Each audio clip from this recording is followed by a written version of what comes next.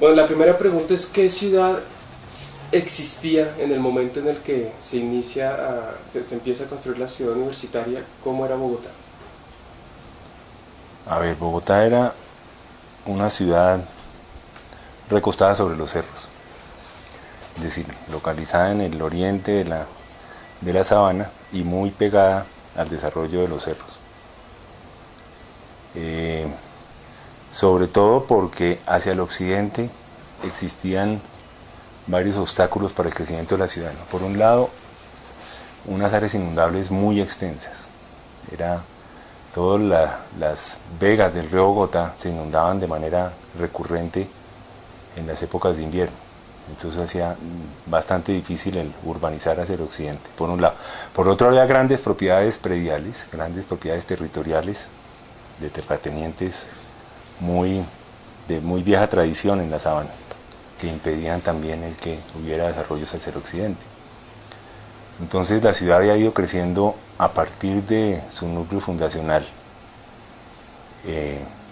Había ido extendiendo dos núcleos muy importantes, pues evidentemente hacia el norte Chapinero, alrededor del cual se habían empezado a organizar asentamientos de diversos estratos. Por la calle 68 empezaba ya a darse algún tipo de desarrollos de barrios obreros.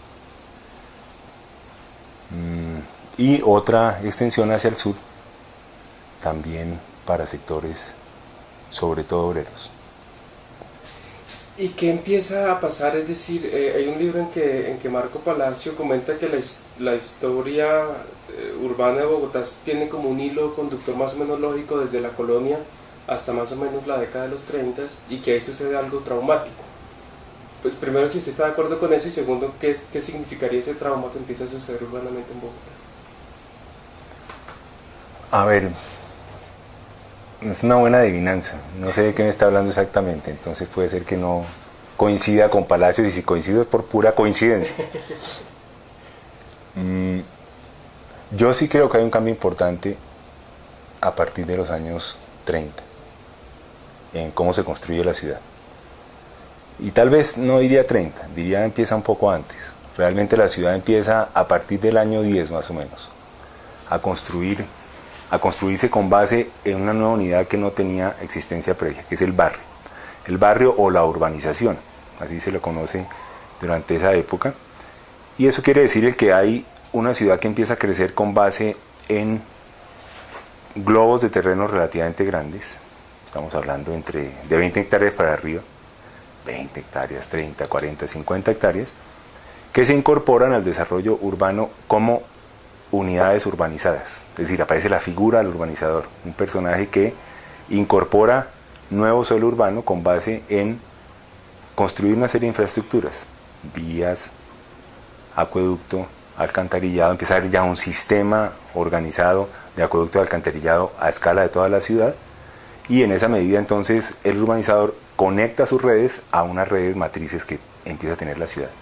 Entonces realmente eso plantea la posibilidad de extender la ciudad de manera mucho más amplia a todo lo que ha venido sucediendo previamente. Eso lleva entonces a que la ciudad empiece a agregar estas unidades y a incorporar una serie de vacíos que quedan rodeados de urbanización, pero todavía la expectativa de ser urbanizados.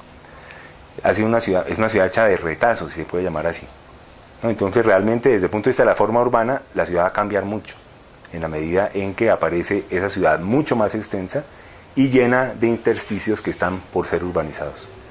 ¿Qué papel juega la ciudad universitaria en esos cambios? La ciudad universitaria es uno de esos retazos, es uno más de esos retazos, pero es muy grande. La ciudad universitaria son 130 hectáreas que se urbanizan de manera casi global, con base en incluirle el sistema vial completo. Es decir, la primera obra que se realiza en la ciudad universitaria es hacer ese sistema vial completo.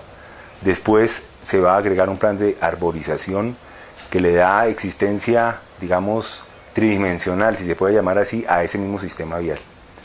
Pero lo importante es el que realmente va a ser la primera apertura de colonización hacia el occidente, de manera importante. Y empezando ya a desagregar el gran predio de la Hacienda del Salitre. La Hacienda del Salitre era una hacienda más o menos de 1000 hectáreas, que constituía realmente un gran tapón de crecimiento hacia el occidente. No obstante, también, y la propia Ciudad Universitaria, uno de sus primeros programas es un programa de desecamiento de lo que se conocía como los pantanos, o sea, los humedales que existían en este predio. Entonces, el programa de arborización no intenta solamente darle esa forma tridimensional al espacio de la ciudad universitaria, sino también se siembran especies que consumen en manera muy elevada agua para desecar el suelo y poder urbanizar. Este proceso de colonización hacia el occidente posterior, acaba de decir que la ciudad universitaria fue como el primer hito. ¿Qué otros hitos se pueden mencionar? Yo diría el segundo es el CAN, en 1953, 54, con la dictadura de Rojas Pinilla, se inicia el traslado de la administración central, de la administración a escala nacional, a los predios inmediatamente vecinos a la ciudad universitaria, para desarrollar el Centro Administrativo Nacional, que tiene que ver también con otra obra muy importante al occidente, que es el aeropuerto, y la construcción de la avenida El Dorado. Entonces, esos tres hechos, la avenida, el CAN y el aeropuerto, marcan un jalonazo violento de crecimiento hacia el occidente, con usos que no están asociados como a lo normal de la ciudad. No es vivienda, no se está expandiendo la ciudad con base en localizar nuevos barrios de vivienda, barrios residenciales, sino son tres agrupaciones de equipamientos supremamente importantes, ¿no? Es decir, el trasladar el aeropuerto y convertir eso en un polo de desarrollo hacia el occidente va a ser uno de los grandes eventos transformadores de la lógica con la cual se venía construyendo la ciudad. Tenemos esa ciudad de retazos y esta colonización hacia el occidente. ¿Qué coherencia hay en ese proyecto de colonización? Y digamos, ¿qué vigencia tiene? A ver, yo creo que en ese sentido nadie está pensando en coherencia muy claramente. Si uno piensa el balance que va a hacer un urbanista como Le Corbusier, cuando llega en 1949 a hacer el plan, ya había estado en el 47, pero invitado a dar unas conferencias. En el 49 ya llega con la intención de informarse para empezar a desarrollar el plan piloto, el plan regulador de la ciudad. El balance que él hace es precisamente el que esta colonización que se está iniciando desde el occidente tiene que estar muy amarrada a construir una idea de ciudad en la que se segreguen de manera adecuada los usos, se zonifique de manera adecuada la localización de los nuevos usos. Entonces él ve que efectivamente hay una conexión hacia Occidente, pero que está más centrada en la conexión tradicional que ha existido con el ingreso desde el río Magdalena por Facatativá, y muy amarrada evidentemente a la existencia del ferrocarril. Es decir, la ciudad debe garantizar y mantener esa conexión, reforzarla y localizar las actividades productivas y las actividades de intercambio de mayor dimensión sobre ese eje. Es decir, él propone, frente a esa ciudad recostada contra los cerros, esa ciudad que él denomina ciudad lineal recostada sobre los cerros, incluirle un nuevo eje de desarrollo perpendicular a esa línea que da sobre los cerros y muy vinculada a ese eje que va hacia occidente. Allí, sobre ese nuevo eje, insisto, deberían localizarse las actividades productivas más importantes, es decir, la zona industrial de trabajo pesado, la zona industrial de trabajo ligero, la zona de comercio de mayoreo, digamos así, que debería estar ingresando y saliendo por el sistema ferroviario, y más arriba, ya al ponerse en contacto con la ciudad desarrollada, recostada sobre los cerros, las actividades comerciales más ligeras, digamos así, las actividades comerciales de consumo interno de la ciudad. Ese plan de Le Corbusier... Pero perdón, déjeme, yo termino, porque Corbusier propone localizar un aeropuerto mundial, lo denomina él plantea trasladar también el aeropuerto de techo, en la medida en que ve que esa enorme vía que se construyó hacia 1948 para la inauguración de la Conferencia Panamericana, la Avenida de las Américas, es una vía completamente extraña y arbitraria respecto a la lógica de crecimiento de la ciudad. Él dice, esa diagonal que ha aparecido allí no tiene ningún sentido, ¿no? Es una vía que va para ninguna parte. Entonces él propone efectivamente el que hay que consolidar y reforzar las conexiones a través del avión. Y para eso él plantea un aeropuerto que llama Aeropuerto Mundial, que está localizado en el centro geográfico de la Sabana, es decir, al otro lado del río Bogotá, al occidente del río Bogotá, próximo, digamos, entre Funza más o menos y Cota, en la mitad del recorrido entre Funza y Cota, más o menos ahí debería estar localizado ese aeropuerto.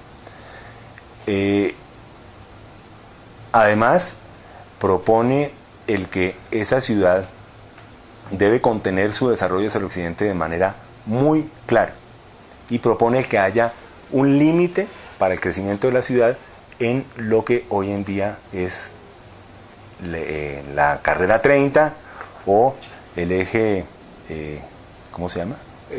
NQS. El NQS, ese debería ser el límite de contención de crecimiento de la ciudad, debería formar un arco que cerrara la posibilidad de seguir creciendo hacia el occidente. Solamente existiría ese desarrollo por la Jiménez hacia el occidente. Allá arriba.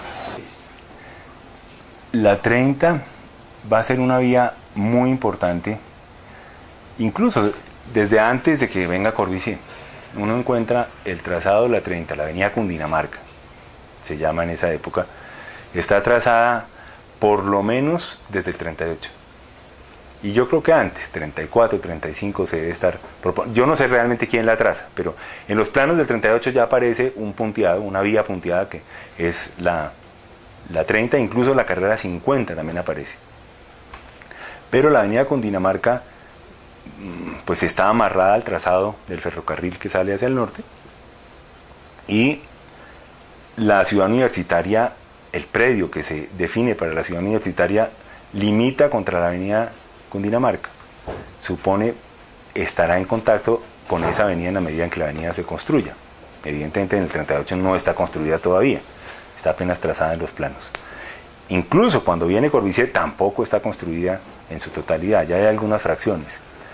Y por eso Corbusier la asume como la vía, una gran avenida que debe limitar el desarrollo hacia el occidente. Limitar, hay una gran discusión en esa época. Cuando se va a aprobar el plan piloto, hay quienes dicen que esa vía como límite realmente por ella misma no puede servir de manera adecuada. Entonces, en una primera instancia se plantea el que a 600 metros hacia el occidente de la vía es el límite del perímetro urbano. Allí se traza una línea que va a ser el perímetro urbano. La discusión lleva a que la amplíen a 1000 metros, a 1 kilómetro más abajo del trazado de la avenida Cundinamarca. Ese sería el perímetro, ahí se trazaría el perímetro para cerrar la ciudad. Y se traza, no se trazaría, ahí se traza efectivamente ese perímetro, pero lo que es evidente es que esa ciudad en ese momento ya ha desbordado hace mucho tiempo ese límite. Precisamente por ese crecimiento a retazos hay muchos barrios que están por fuera de esa línea y que están en el territorio del municipio de Bogotá, pero muchos otros están en el territorio de los municipios circunvecinos que existen alrededor de Bogotá, en Suba, en Usaquén, en los diferentes municipios, esos municipios que después en 1954 serán anexados por una orden del presidente dictador. En esos municipios el fenómeno que se había venido dando era que en la medida en que la norma era mucho más laxa, se habían ido localizando, digamos, en la frontera con el municipio de Bogotá, y eran realmente barrios de expansión de Bogotá, así aparecieran legalmente como barrios de esos otros municipios. Pero entonces finalmente el que, entre comillas, interpreta lo planteado por Le Corbusier termina siendo Rojas Pinilla. Quien está a cargo de interpretarlo, relativamente. En principio sí, claro, el plan, es decir, el plan regulador que se le contrata a Le Corbusier, Wiener y Sert, que es otra firma norteamericana, pues cuyos socios son un español, José Luis Sert, y un norteamericano. A esa firma se les contrata en asocio con Corbusier el desarrollo de todo el plan regulador. Ellos se reparten el trabajo diciendo, Le Corbusier hace el plan, es decir, concibe la idea básica del plan. Entonces esa etapa se conoce como la etapa del plan director o plan piloto. Después hay 2 etapas más cuya conclusión debe ser el contar con un plan regulador completo, es decir, el bajar a una escala mucho más detallada las decisiones y las propuestas y la política general de carácter urbano que está planteando Le Corbusier, desarrollarla hasta convertirla prácticamente en un proyecto efectivo para la ciudad. Esa es la etapa que deben desarrollar Wiener y Sert. Wiener y Sert deberían haber entregado eso en 1951. No obstante, la situación en el país es una situación muy compleja y en particular en la ciudad. Ahí pues arrancamos del Bogotazo en el 48 y la situación política se va haciendo cada vez más conflictiva y más compleja, lo que los lleva a realmente entregar su plan en julio de 1953, o sea, después del golpe de estado de Rojas Pinilla. Se lo entregan directamente a un coronel que ha sido nombrado alcalde de Bogotá, el coronel Julio Cervantes. Julio Cervantes lo que hace es un coronel que no tiene realmente ni muy claro ni está muy interesado en aplicar ese plan. Lo que va a pasar realmente es que la ciudad empieza a manejarse directamente desde la presidencia y desde los ministros que en ese momento están a cargo del manejo general como de las obras públicas en la ciudad. En la ciudad no, en el país. Ahí se toman las decisiones más importantes y las decisiones en su gran mayoría están por fuera de las recomendaciones que plantea tanto el plan piloto de Le Corbusier como el plan regulador de Wiener y Sert. ¿Cuáles son? La autopista del norte. Para nada se estaba planteando hacer una obra de esa naturaleza que va a jalonar el desarrollo a lo largo de esa línea recostada sobre los cerros, pero a distancias extremadamente grandes. Es decir, a dispersar aún más la estructura de la ciudad que estaba llena de esos vacíos que mencionábamos hace un rato. La autopista del sur tampoco estaba contemplada en ese plan y se empieza a construir en ese momento. La localización del aeropuerto, la localización del CAN. El CAN lo que hace es darle un golpe de gracia, un golpe que acaba por completo con la decisión más importante del plan piloto, que era mantener en lo que Corbusier llamaba el sector del centro cívico todas las actividades de dirección de la ciudad, tanto a escala nacional como a escala municipal y a escala del departamento. Todos esos poderes deberían estar localizados alrededor de la Plaza Bolívar, deberían mantener su localización muy próximo a lo que ha sido el centro fundacional. El CAN lo que hace es quitarle toda posibilidad de realización a esa posibilidad, a esa opción, a esa alternativa que ha planteado Le Corbusier. Entonces, realmente las decisiones se toman en la época de la dictadura, pero son decisiones que están por fuera, casi en su totalidad, de lo que ha recomendado el plan. El plan empieza a recuperarse después de la dictadura, a partir del 58, cuando se nombra un nuevo director de la oficina del plan regulador, se llamaba en esa época, que rápidamente se va a convertir en el departamento administrativo de planeación distrital. Ya en ese momento está constituido el distrito especial por parte de esa anexión forzada de los municipios que mencionábamos hace un rato. Entonces el distrito especial va a ser el mecanismo, o su oficina de planeación más bien, que intenta recuperar las propuestas y las directrices que ha planteado el plan regulador. Me voy a volver un poco cronológicamente. Es decir, antes hubo Brunner, ahora estábamos hablando de Corbusier. ¿Rother está un poco en la mitad? Sí, digamos que sí. Lo que pasa es que Rother nunca tiene ningún peso desde el punto de vista del manejo general de la ciudad. Rother es contratado para participar y después dirigir el equipo de edificaciones nacionales en el Ministerio de Obras Públicas. Veíamos que el ministerio adquiere un gran poder, pero Rother no es la expresión de ese poder. El poder lo tiene el ministro Jorge Leiva, directamente. Y los diferentes ministros que se van a suceder de ahí en adelante. Bueno, estamos hablando de 1948, yo estoy hablando en este momento 51 y 52. Tenemos que devolvernos un poco a 1936, cuando llega Rother, y cuando se vincula a ese equipo en el Ministerio de Obras Públicas, fundamentalmente para desarrollar el proyecto de la ciudad universitaria. Es decir, ese proyecto va a quedar en manos directamente de Rother ya en 1938. Rother está a cargo de ese proyecto. Tiene otros proyectos, él dirige el taller de diseño, digamos así, de la oficina de edificios nacionales en el Ministerio de Obras Públicas. Es decir, hace proyectos en Barranquilla, está el edificio nacional, que es un proyecto muy importante, en Pasto participa también del edificio nacional con Bruno Violi, es decir, interviene en muchas otras obras y dirige el taller en el cual se están desarrollando esas obras en todo el país.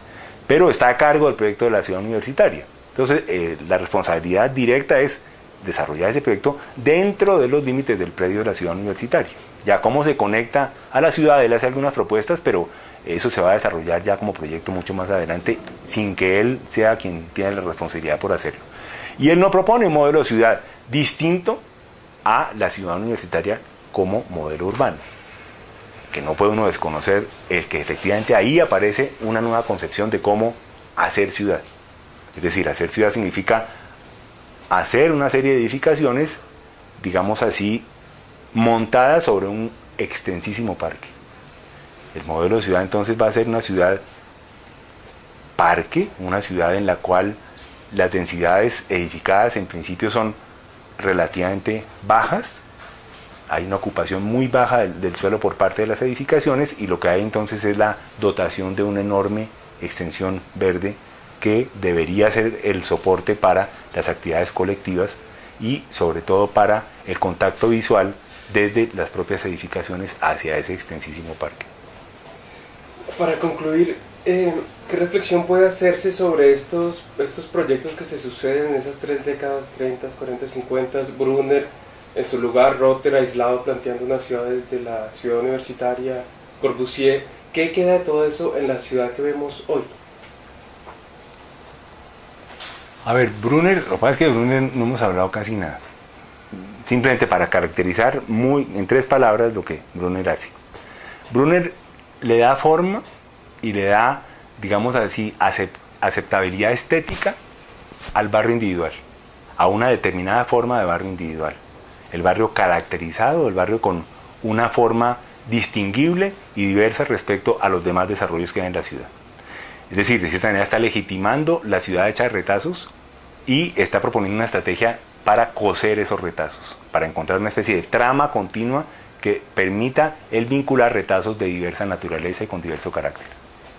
Bueno, de esa ciudad, que de todas maneras tiende a ser a constituir como una especie de colcha de retazos, muy finamente cosida, porque es un diseñador fino, Brunet, a llegar a la ciudad que plantea Le Corbusier, hay un paso relativamente importante.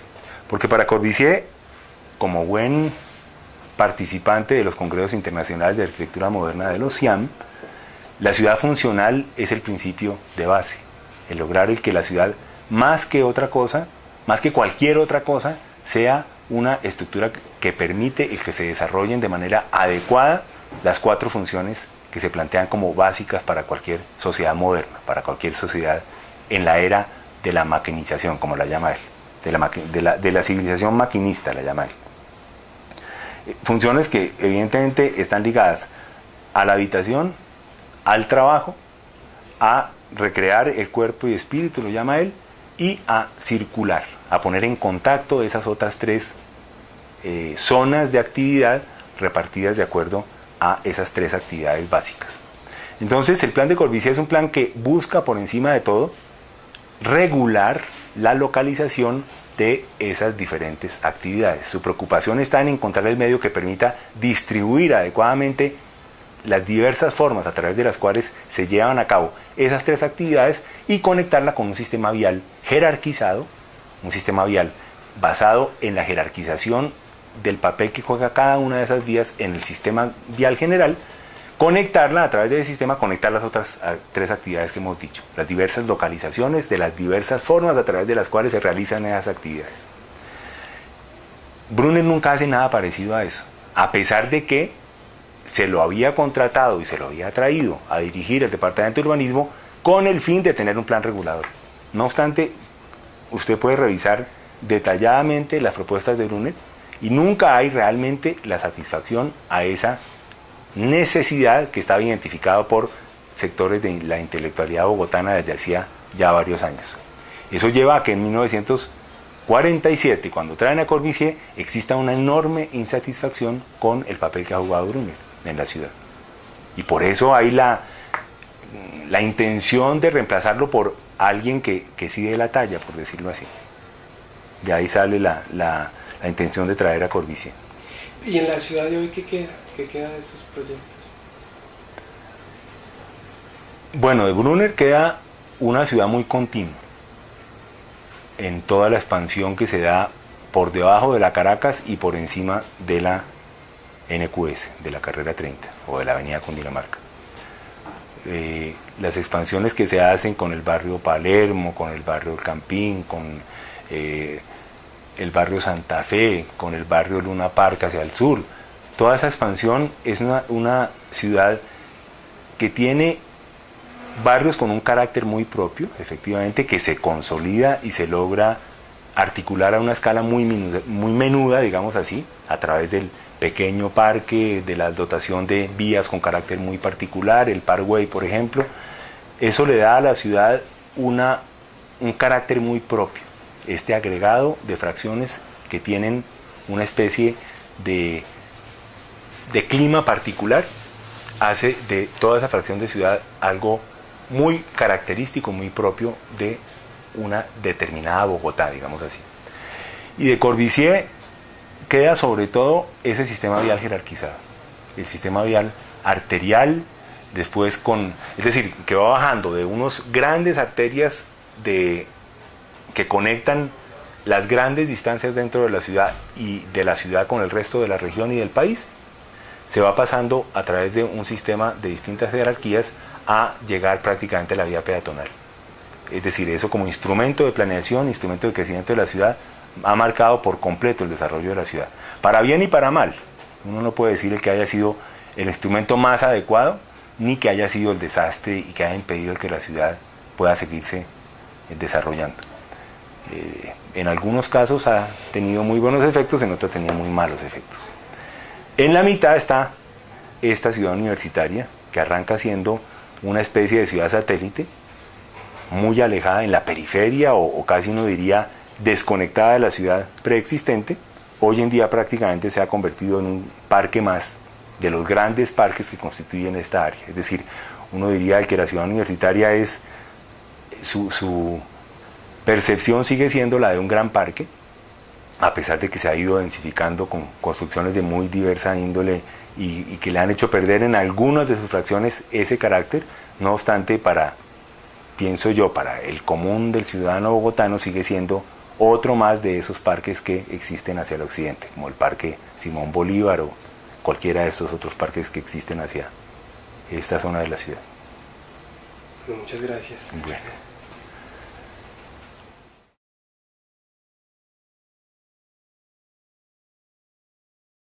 Adivinanza, no sé de qué me está hablando exactamente, entonces puede ser que no coincida con Palacios, y si coincido es por pura coincidencia. Yo sí creo que hay un cambio importante a partir de los años 30 en cómo se construye la ciudad. Y tal vez no diría 30, diría empieza un poco antes.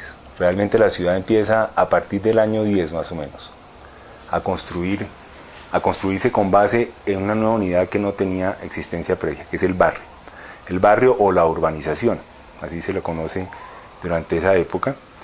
Y eso quiere decir el que hay una ciudad que empieza a crecer con base en globos de terreno relativamente grandes. Estamos hablando de 20 hectáreas para arriba, 20 hectáreas, 30, 40, 50 hectáreas, que se incorporan al desarrollo urbano como unidades urbanizadas. Es decir, aparece la figura del urbanizador, un personaje que incorpora nuevo suelo urbano con base en construir una serie de infraestructuras, vías, acueducto.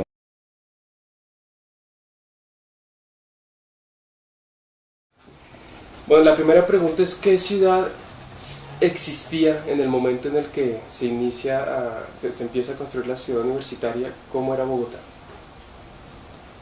A ver, Bogotá era una ciudad recostada sobre los cerros, es decir, localizada en el oriente de la sabana y muy pegada al desarrollo de los cerros. sobre todo porque hacia el occidente existían varios obstáculos para el crecimiento de la ciudad, ¿no? Por un lado, unas áreas inundables muy extensas.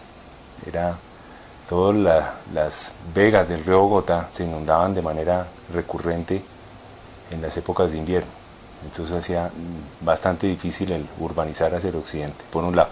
Por otro, había grandes propiedades prediales, grandes propiedades territoriales de terratenientes de muy vieja tradición en la sabana, que impedían también el sistema vial completo. Es decir, la primera obra que se realiza en la ciudad universitaria es hacer ese sistema vial completo. Después se va a agregar un plan de arborización que le da existencia, digamos, tridimensional, si se puede llamar así, a ese mismo sistema vial. Pero lo importante es el que realmente va a ser la primera apertura de colonización hacia el occidente, de manera importante.